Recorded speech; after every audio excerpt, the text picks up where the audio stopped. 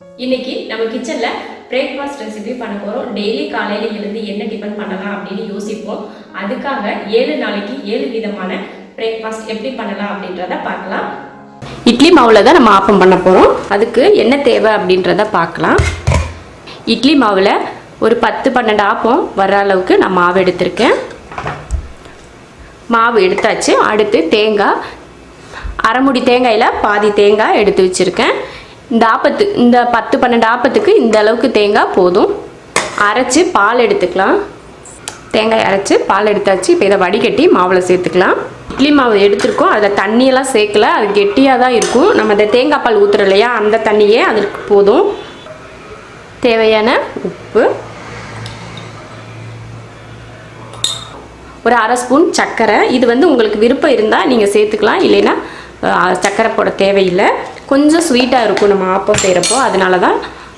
இதான் கொஞ்சமாக சோடாப்பு, இது ஆப்ப சோடான்னு சொல்லுவாங்க, அதை கொஞ்சம் சேர்த்துக்கிறேன்.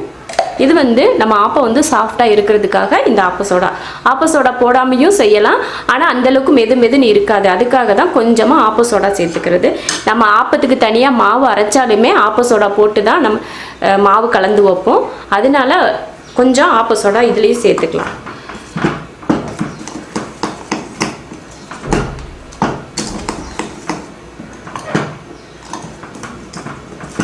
தேங்காய் அரைக்கிறதுக்காக இதில் 1 டம்ளர் தண்ணி ஊற்றினேன். எல்லாம் கலந்தாச்சு. இதை ஒரு 1 மணி நேரத்துக்கு அப்படியே வச்சு மூடி வச்சிடலாம். அதுக்கப்புறமா எடுத்து தான் ஆப்பம் செய்யணும். உடனேலாம் ஆப்பம் செஞ்சால் நல்லா வராது. உடனேலாம் ஆப்பம் செய்ய வேணாம். ஒரு 1 மணி நேரம் கழித்து எடுத்து நம்ம ஆப்பம் செஞ்சுக்கலாம். மாவு கலந்து வச்சு 1 மணி நேரம் ஆயிடுச்சு. இப்போ நம்ம ஆப்பம் ஊற்றிக்கலாம். ஒரு கரண்டி ஊற்றிக்கிட்டு எடுத்து பிடிச்சி விடணும்.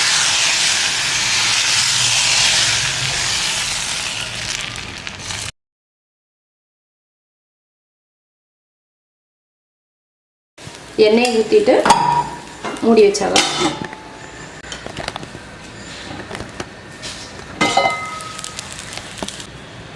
எவ்வளோ சூப்பராக ஆப்பம் வந்திருக்கு பாருங்கள். இதுக்கு தனியாகலாம் நம்ம ஆப்பத்துக்கு அரைக்கணுன்ற அவசியம்லாம் கிடையாது. நம்ம இட்லி மாவுலேயே ஆப்பம் சூப்பராக வரும். நீங்களும் இது போல் ஒரு டைம் ட்ரை பண்ணி பாருங்கள். இதே போல் தான் அடிக்கடி செய்வீங்க ஆப்பம். ரவா கிச்சடி பண்ண போகிறோம். ரவா கிச்சடி பண்ணுறதுக்கு நான் வெள்ளை ரவை எடுத்திருக்கேன். முதல்ல ரவையை வறுத்துக்கலாம். ரவை வறுக்கிறதுக்கு கொஞ்சம் எண்ணெய் விட்டுக்கலாம். எண்ணெய் இல்லைன்னா நெய், உங்களுக்கு நெய் வேணும்னா நெய் கூட சேர்த்துக்கலாம். இதில் ரவையை சேர்த்துடலாம். ரவையை நல்லா மணம் வர வரைக்கும் வறுத்துக்கலாம். ரவை நல்லா மணம் வந்துருச்சு, வறுத்தாச்சு. இப்போ ரவையை தனியாக எடுத்து வச்சுக்கலாம். ரவையை வறுத்ததுக்கப்புறம் கிச்சடி தாளிக்கிறதுக்கு எண்ணெய் ஊற்றிக்கலாம். நெய் இல்லைன்னா எண்ணெய் எது வேணாலும் நமக்கு எது விருப்பமோ அது சேர்த்துக்கலாம். எண்ணெய் காஞ்சதுமே கொஞ்சம் கடுகு உளுந்து, கொஞ்சம் கடலைப்பருப்பு, இல்லை பொரிஞ்சதும் கருவேப்பிலை, ஒரு 4-5 பூண்டு பல் எடுத்திருக்கேன், அதையும் சேர்த்துக்கலாம். ஒரு பெரிய வெங்காயத்தை சின்னதாக கட் பண்ணியிருக்கேன், அதையும் சேர்த்துக்கலாம். 2 பச்சை மிளகாயை நீல வாக்கில் கட் பண்ணி போட்டிருக்கேன். குட்டியாக கட் பண்ணி போட்டோன்னா நம்ம சாப்பிட்றப்போ கடிச்சிருவோம், அதனால பெருசாகவே கட் பண்ணி போட்டிருக்கேன். இது கொஞ்சம் வதங்கட்டும். வெங்காயம் ஓரளவுக்கு வதங்கினதுக்கப்புறமா தக்காளி சேர்த்துக்கலாம். தக்காளி நல்லா வதங்கிருச்சு. அதில் ஒரு சின்ன கேரட்டை பொடியாக கட் பண்ணி வச்சுருக்கேன், அதையும் சேர்த்துக்கலாம். பீன்ஸு ஒரு 5 பீன்ஸு, அதையும் பொடியாக கட் பண்ணி வச்சுருக்கேன், அதையும் சேர்த்துக்கிறேன். பட்டாணியை ஊற வச்சு உப்பு போட்டு வேக வச்சுருக்கேன், ஒரு 50 கிராம் இருக்கும், அதையும் இதில் சேர்த்துக்கிறேன். நீங்கள் புதுசாக இருக்க பச்சை பட்டாணி கூட சேர்த்துக்கலாம். கொஞ்சம் உப்பு, கடைசியில் கொஞ்சம் உப்பு சேர்த்துக்கலாம். இப்போ கொஞ்சம் மட்டும் காய்க்காக உப்பு சேர்த்துருக்கேன். கொஞ்சம் மஞ்சத்தூள் போட்டு காயை நல்லா வதக்கினதுக்கப்புறம் இஞ்சி பூண்டு பேஸ்ட் ஒரு சின்ன ஸ்பூனில் ஒரு 1/4 ஸ்பூன் இஞ்சி பூண்டு பேஸ்ட்டு சேர்த்துருக்கேன். பச்சை மிளகாய்க்கு பதில் நம்ம மிளகாத்தூள் கூட இதில் சேர்த்துக்கலாம். இஞ்சி பூண்டு பேஸ்ட் போட்டு நல்லா வதக்கினதுக்கப்புறம் இப்போ தண்ணி சேர்த்துடலாம். இந்த கப்பில் 1 கப் ரவை சேர்த்தேன், 250 கிராம், இதில் 1 கப் இருந்தது. இப்போ இதுக்கு தண்ணி சேர்த்துடலாம். 2-2.5 கப் தண்ணி சேர்த்துருக்கேன். இப்போ தேவையான உப்பு சேர்த்துக்கலாம். உப்பு முதல்ல போட்டது பத்தலை, இப்போ கொஞ்சம் உப்பு. இப்போ இது கொதித்து வரட்டும், அதுக்கப்புறமா நம்ம ரவை சேர்த்துக்கலாம். பீன்ஸ், கேரட், பட்டாணிலாம் ரொம்ப நல்லா வெந்துருச்சு. பட்டாணி முதல்ல நம்ம வேக வச்சு தான் போட்டோம், அதனால் இன்னும் நல்லா வெந்திருக்கு. இதில் மல்லித்தலை சேர்த்துடலாம். அடுப்பை சிம்மில் வச்சிடலாம். இப்போது சிம்மில் வச்சுட்டு நம்ம வறுத்து வச்ச ரவையை கொஞ்சம் கொஞ்சமாக இதில் போட்டு கிளறலாம். சிம்மில் வச்சுட்டு கிளறுங்க, அப்போ தான் கட்டி சேராமல் அப்படி நல்லாயிருக்கும்.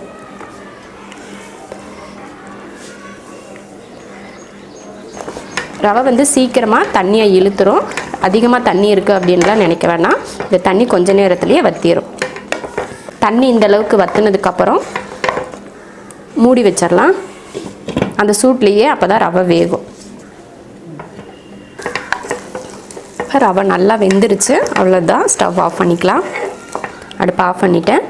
இப்போ ரவா கிச்சடி ரெடி ஆயிடுச்சு. இந்த கிச்சடி வந்து 4 பேர் சாப்பிட்றதுக்கு கரெக்டாக இருக்கும். ரவா கிச்சடி ரெடி ஆயிடுச்சு. நான் ரவா கிச்சடிக்கு வந்து தேங்காய் சட்னி செஞ்சுருக்கேன். ரெண்டுக்குமே ரொம்ப அருமையாக இருக்கும் டேஸ்ட்டு. நீங்களும் இது போல் ரவா கிச்சடி செஞ்சு பாருங்கள், ரொம்ப நல்லாயிருக்கும். சின்ன குழந்தை 5 மாதத்து குழந்தைக்கு கூட ரவா கிச்சடி கொடுக்கலாம். அந்தளவுக்கு ரொம்ப நல்ல ஒரு ஹெல்த்தியான ஒரு பிரேக்ஃபாஸ்ட் இது. இப்போது கொத்தமல்லி தோசை பண்ண போகிறோம். மல்லித்தலை இது போல் ஒரு கொத்து நம்ம கையில் ஒரு கைப்பிடி அளவுக்கு எடுத்துக்கோங்க. ஒரு பச்சை மிளகாய், ஒரு 4 பூண்டு பல் எடுத்திருக்கேன். பெரிய பல்லாக இருந்தால் ஒரு 2 போதும். குட்டியாக இருக்கிறதுனால நான் ஒரு 5 எடுத்திருக்கேன். அப்புறம் தோசைக்கு மாவு, தண்ணி கலக்காமல் மாவு எடுத்து வச்சுருக்கேன். இது 3ஐயும் அரைச்சிக்கலாம். அரைச்சாச்சு. இப்போ இதை நம்ம தோசை மாவில் கலந்துக்கலாம்.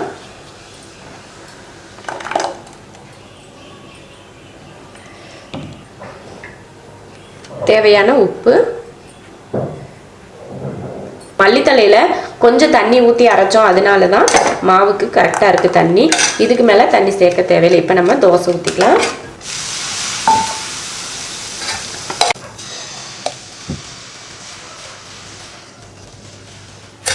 இது போல் தோசை ஊற்றுறப்ப வெங்காயம் இதெல்லாம் போட்டால் சூப்பராக இருக்கும்.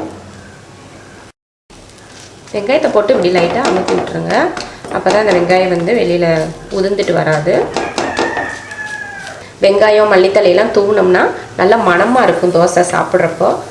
நம்ம இந்த வெங்காயம் கடி போடுறப்பையும் ரொம்ப நல்லாயிருக்கும். இப்படி போட்டுட்டு அமுத்தியும் விட்டுக்கணும், அப்போ தான் வெளியில் வராது. மேலே எண்ணெயோ நெய்யோ எது நமக்கு விருப்பமோ அதையும் நெய் ஊற்றிக்கலாம் தோசைக்கு. திருப்பி போட்டுக்கலாம்.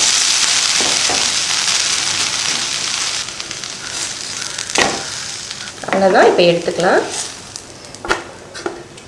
இதே போல் கொத்தமல்லி தோசை செஞ்சு பாருங்கள், ரொம்ப டேஸ்ட்டாக இருக்கும். ராகி மாவு சப்பாத்தி பண்ண போகிறோம்.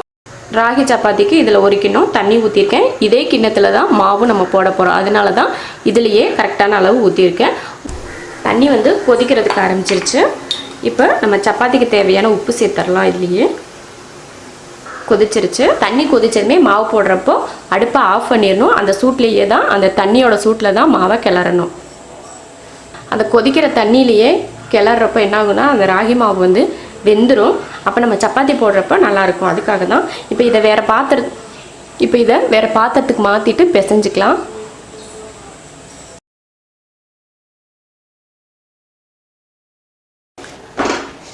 மாவு பிசைஞ்சாச்சு பாருங்கள். அதெல்லாம் இப்போ இதை உருண்டை பிடிச்சி சப்பாத்திக்கு உருட்டிக்கலாம். ரொம்ப ஆற விடக்கூடாது. ஆறுறதுக்கு முன்னாடியே செஞ்சிடணும். பாருங்கள், சூப்பராக உருண்டை வந்திருக்கு. மாவில் போடுற சப்பாத்தியோட ராகி சப்பாத்தி ரொம்ப ஈஸி, சீக்கிரமே செஞ்சு முடிச்சிடலாம். கோதுமை மாவில் சப்பாத்தி செய்கிறப்போ மாவு பிசைஞ்சு ஒரு 1/2 மணி நேரமாவது ஊற வச்சு சப்பாத்தி போட்டால் தான் நல்லா சாஃப்டாக வரும். ஆனால் இதெல்லாம் உடனே ஒரு 10 நிமிஷம் கூட ஆகாது, நம்ம சப்பாத்தி செஞ்சு முடிச்சிடலாம். அந்தளவுக்கு ரொம்ப ஈஸி. எண்ணெய் வந்து உங்களுக்கு விருப்பம் இருந்தால் ஊற்றிக்கலாம். எண்ணெய் ஊற்ற வேண்டாம் அப்படின்னா ஊற்ற தேவையில்லை. எண்ணெய் ஊற்றினா தான் வருன்றதெல்லாம் கிடையாது. நார்மலாக எப்பயும் சப்பாத்தி செய்கிறதுக்கு எப்படி மாவெல்லாம் போட்டு தடவுமோ அது போல் தான். ரொம்ப போட்டு அமுத்தக்கூடாது, லைட்டாக ப்ரெஸ் பண்ணால் போதும், அதுவே விரிஞ்சுக்கும். ரொம்ப சாஃப்டாக தான் இருக்கும். இதே போல் எல்லா சப்பாத்தியும் பரத்தி எடுத்துக்கலாம். ஒரே மாதிரி சப்பாத்தி செஞ்சு போர் அடிச்சு போயிருக்கோம். இது போல் ஒரு தடவை ராகியில் சப்பாத்தி செஞ்சு பாருங்கள், ரொம்ப நல்லாயிருக்கும். டெய்லி ஒரு சிலர் வந்து டெய்லி சப்பாத்தியாக தான் சாப்பிடுவாங்க, கோதுமை மாவு சப்பாத்தியாக. இந்த மாதிரி ராகிலையும் சப்பாத்தி செய்யலாம். இன்னொரு வீடியோவில் நான் அரிசி மாவில் எப்படி சப்பாத்தி பண்ணுறது அப்படின்றத போடுறேன். இது போல் செஞ்சு பாருங்கள், ரொம்ப சூப்பராக நார்மல் சப்பாத்தியை விட நல்லா எப்படி உப்பி வருதுன்னு பார்த்தீங்களா, அந்த மாதிரி சூப்பராக வரும். இதுக்கு கார சட்னி, தேங்காய் சட்னி, குருமா இது மாதிரி எது வச்சுக்கிட்டாலுமே ரொம்ப நல்லாயிருக்கும். நீங்களும் இது போல் ஒரு டைம் ட்ரை பண்ணி பாருங்கள், ரொம்ப நல்லாயிருக்கும்.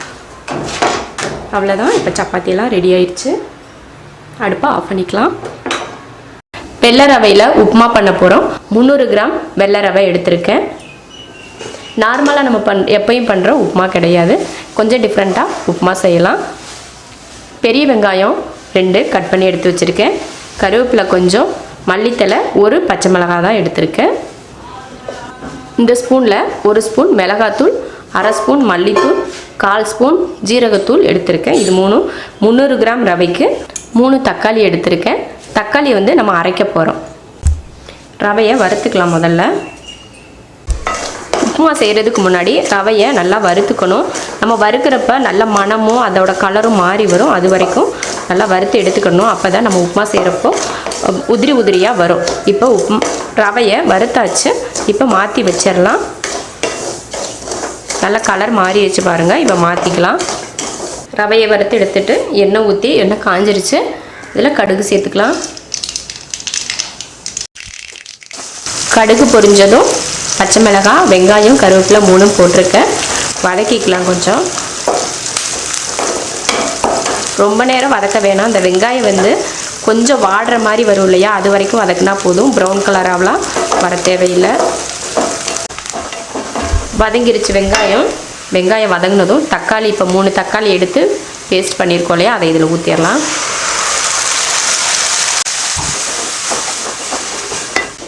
அடுத்து மிளகாத்தூள், மல்லித்தூள், ஜீரகத்தூள் 3ஐயும் இதில் சேர்த்துடலாம்.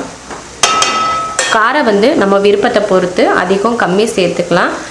காரம் அதிகமாக வேணுன்றதுக்காக தான் ஒரு பச்சை மிளகாயும் போட்டு மிளகாத்தூளும் ஒரு சின்ன ஸ்பூனில் 1 ஸ்பூன் போட்டிருக்கேன். தேவையான உப்பு,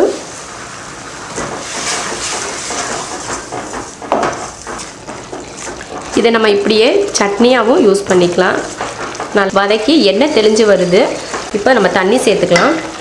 300 கிராம் ரவைக்கு 1.5 செம்பு தண்ணி ஊற்றணும். நான் இதில் ஏற்கனவே இந்த தக்காளி வேகிறதுல ஒரு 1/2 செம்பு தண்ணி அளவுக்கு இருக்கிறதுனால இதில் 1 செம்பு தண்ணி மட்டும் ஊற்றுறேன்.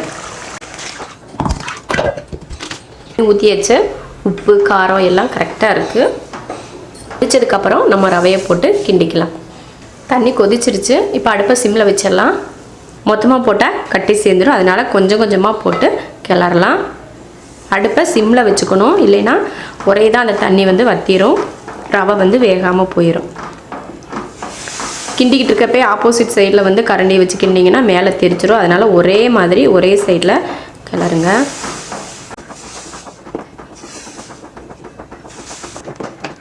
உப்புமா ரெடியாகிற வரைக்குமே சிம்மில் தான் இருக்கணும், ஹை ஃப்ளேமில் வைக்கக்கூடாது. இந்த உப்புமாவுக்கு மட்டும் இல்லைங்க, எந்த உப்புமாவாக இருந்தாலும் ரவையை போடுறப்போ அடுப்பை சிம்மில் வச்சுட்டு தான் போடணும். தண்ணியெல்லாம் இல்லை. இப்போ மூடி வச்சிடலாம். ஒரே நிமிஷம் மூடி வச்சுட்டு அதுக்கப்புறம் எடுத்து திருப்பி கிளறி மூடி வச்சுக்கலாம். ஒவ்வொரு நிமிஷத்துக்கும் ஒருக்க கிளறி விட்டு மூடி வைக்கணும்.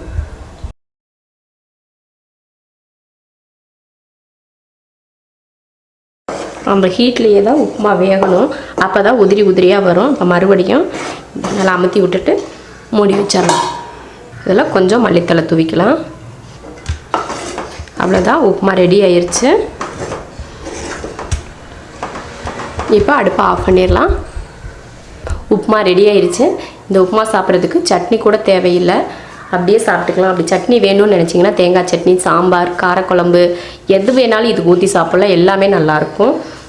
உப்புமாவா அப்படின்ற ஆச்சரியமாக கேட்பாங்க. அவங்களுக்கு இந்த மாதிரி செஞ்சு கொடுங்க. டெய்லியும் வேணும்னு கேட்டு வாங்கி சாப்பிடுவாங்க. அந்தளவுக்கு ருசியாகவும் உதிரி உதிரியாகவும் இருக்கும். கோதுமை முட்டை தோசை பண்ண போகிறோம். கோதுமை தோசைக்கு மாவு இதில் 1 பவுல் எடுத்திருக்கேன். இது வந்து நான் 3 பேர் சாப்பிட்லாம், அந்தளவுக்கு கரெக்டாக இருக்கும். 1 கப்பு கோதுமை மாவுக்கு 1/4 கப் அரிசி மாவு சேர்த்துக்கிறேன். 1 ஸ்பூன் அளவுக்கு ரவை சேர்த்துக்கிறேன், வெள்ளை ரவை. அரிசி மாவு ரவை 2ஐயும் சேர்க்குறப்போ நம்ம தோசை வந்து நல்லா மொறு மொறுன்னு இருக்கும், அதுக்காகத்தான். இப்போ தேவையான உப்பு சேர்த்துக்கலாம். தண்ணி ஊற்றி கலந்துக்கலாம். நிறைய தண்ணி ஊற்றி கலந்துடாதீங்க. முதல்ல கொஞ்சமாக தண்ணி ஊற்றி கலந்துட்டு அதுக்கப்புறமா நிறைய ஊற்றணும். அதனால கொஞ்சமாக தண்ணி சேர்த்து இந்தளவுக்கு மாவை ஈரப்படுத்திட்டு அதுக்கப்புறமா தண்ணி சேர்த்துக்கணும். தோசை நல்லா ஊற்றுறவங்களுக்கு அது தெரிஞ்சிருக்கும். புதுசாக தோசையெல்லாம் செய்கிறவங்களுக்கு இதெல்லாம் தெரிஞ்சிருக்க வாய்ப்பில்லை, அதனால அவங்களுக்காக தான் இதெல்லாம். இப்போ நல்ல மாவெல்லாம் நல்லா ஈரமாயிருச்சு. இப்போ நல்லா கலந்துடலாம். மாவு இது போல் நல்லா கட்டி இல்லாமல் கலந்து எடுத்து வச்சுருக்கேன். ஒரு 5 நிமிஷத்துக்கு ஊறட்டும். எதுக்காகனா நம்ம ரவை போட்டிருக்கோம் இல்லையா, அதனால் ஒரு 5 நிமிஷம் வெயிட் பண்ணிவிட்டு அதுக்கப்புறமா ஊற்றிக்கலாம். 5 நிமிஷம் ஊறினா தான் ரவை வந்து நல்லா மெதுன்னு இருக்கும். அதுக்காக தான் மாவு கலந்து வச்சு 5 நிமிஷம் ஆச்சு. இப்போ தோசை ஊற்றிக்கலாம். முட்டை தோசை பண்ணுறதுக்கு முட்டையை முதல்ல கலக்கிக்கலாம். ஒரு முட்டை போட்டிருக்கேன். கொஞ்சம் பெரிய வெங்காயம், ஒரு கைப்பிடி அளவுக்கு மல்லித்தலை, பச்சை மிளகாய், கொஞ்சம் உப்பு, இதை கலந்துடலாம். ஒரு முட்டை 2 முட்டை கூட சேர்த்துக்கலாம். நான் ஒரு முட்டை தான் சேர்த்துருக்கேன். சின்ன தோசையாக ஊற்றலாம் அப்படின்றதுக்காக தான். பெரிய தோசையாக ஊற்றினோம்னா 2 முட்டை இதில் சேர்த்துக்கலாம். தோசைக்கல் காஞ்சிருச்சு, ஊற்றிக்கலாம் மாவு. கல் ரொம்ப சூடாகிறதுக்கு முன்னாடியே ஊற்றிடணும், இல்லைன்னா மாவு வந்து சுருண்டுட்டு வந்துடும். இந்த மாதிரி நல்லா வலுவலுப்பாக ஊற்றுறதுக்கு வராது. இதுக்கு மேலே முட்டையை ஊற்றிக்கலாம். கோதுமை தோசைக்கு முட்டையை கலந்து வச்சுட்டு அதுக்கப்புறம் தான் தோசை ஊற்றணும். ஏன்னா அது கோதுமை தோசை மேலே முட்டையை உடச்சி ஊற்றுனீங்கன்னா அது வலுவலுப்பாக இருக்கிறதுனால ஒரே இடத்துல நிற்காது. ஒரு முட்டை 2 முட்டை கூட ஊற்றிக்கலாம். ரொம்ப நல்லா தான் இருக்கும், சூப்பராக இருக்கும். நம்ம நார்மலாக அரிசி மாவு தோசை செய்கிறத விட இந்த தோசை ரொம்ப அருமையாக இருக்கும். நிறைய பேர் இப்போலாம் கோதுமை தோசை தான் சாப்பிட்றாங்க அதிகமாக. அது போல் எல்லா நாளும் ஒரே மாதிரி சாப்பிடாம இது போலையும் ஒரு நாள் சாப்பிட்டிங்கன்னா உங்களுக்கும் சாப்பிட்றவங்களுக்கு கொஞ்சம் டிஃப்ரெண்ட்டாக இருக்கும். இதுக்கு மேலே மிளகுத்தூள் தூவிக்கலாம். அவ்வளோதான். அடுத்து எண்ணெய் ஊற்றிக்கலாம். எண்ணெய் வந்து நம்ம விருப்பம்தான், எந்த எண்ணெய் வேணாலும் ஊற்றிக்கலாம். தேங்காய் எண்ணெய், நெய், இப்படி எது வேணாலும் நம்ம ஊற்றிக்கலாம். போட்ட உடனே திருப்பி போடக்கூடாது. கொஞ்சம் நேரம் வெயிட் பண்ணி அடியில் கோதுமை தோசை வந்து வெந்து அதுக்கப்புறம் மேலே முட்டை வேகிற வரைக்கும் வெயிட் பண்ணணும். அப்போ தான் தோசை வந்து முறுமுறுப்பாக இருக்கும். அவ்வளோதான், முட்டை தோசையை திருப்பி போட்டாச்சு. ரொம்ப சூப்பராக தோசை வந்திருக்கு. நீங்களும் இது போல் முட்டை தோசை செஞ்சு பாருங்கள், ரொம்ப நல்லாயிருக்கும். இப்போ நம்ம ஊத்தாப்பம் பண்ண போகிறோம். ஊத்தாப்பத்துக்கு வந்து மாவு வந்து நல்ல புளிப்பாக இருக்கணும், அப்போ தான் ஊத்தாப்பம் நல்லாயிருக்கும். இப்போ நான் நல்லா புளிச்ச மாவு எடுத்து வச்சுருக்கேன். இப்போ ஊற்றிக்கலாம்.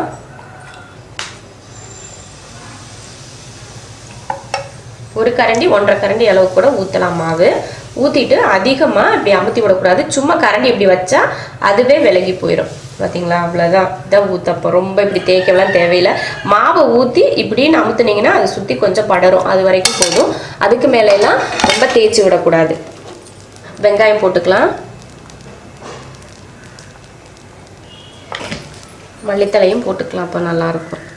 எந்த தோசை பண்ணிங்கனாலுமே மல்லித்தலையும் கொஞ்சம் கருவேப்பிலையும் தூவிக்கோங்களேன், அவ்வளோ ருசியாக இருக்கும், மணமாகவும் இருக்கும் தோசை. நான் நிறைய தோசை வீடியோவில் சொல்லியிருக்கேன் உங்களுக்கு, அது போல் பண்ணுங்கள். அப்படியே லைட்டாக அப்படி அமுத்தி விட்டுக்கோங்க. வெங்காயம் வந்து அந்த மாவுக்குள்ளே போயிடும். கொஞ்சம் மேலே எண்ணெய் இல்லாமல் கூட செய்யலாம், தப்பு இல்லை. நம்ம நான்ஸ்டிக்கான எண்ணெய் இல்லாமையே வரும். இப்போ வெங்காயம் ஊத்தப்பம் ரெடி ஆயிடுச்சு. இப்போ வெங்காயம் ஊத்தப்பம் வந்து இதே போல் நல்ல மாவை வந்து கெட்டியாக ஊற்றிட்டு மேலே வெங்காயத்தை தூவி மல்லித்தலை மறக்காமல் தூவுங்க. மல்லித்தலையோட மணத்தோட சூப்பராக இருக்கும். இது போல் நீங்களும் ட்ரை பண்ணி பாருங்கள், ரொம்ப சூப்பராக இருக்கும். இதுக்கு வந்து சட்னி வந்து கார சட்னி, சாம்பார், தேங்காய் சட்னி, இது எந்த சட்னி வேணாலும் நல்லாயிருக்கும். நீங்களும் ட்ரை பண்ணி பாருங்கள்.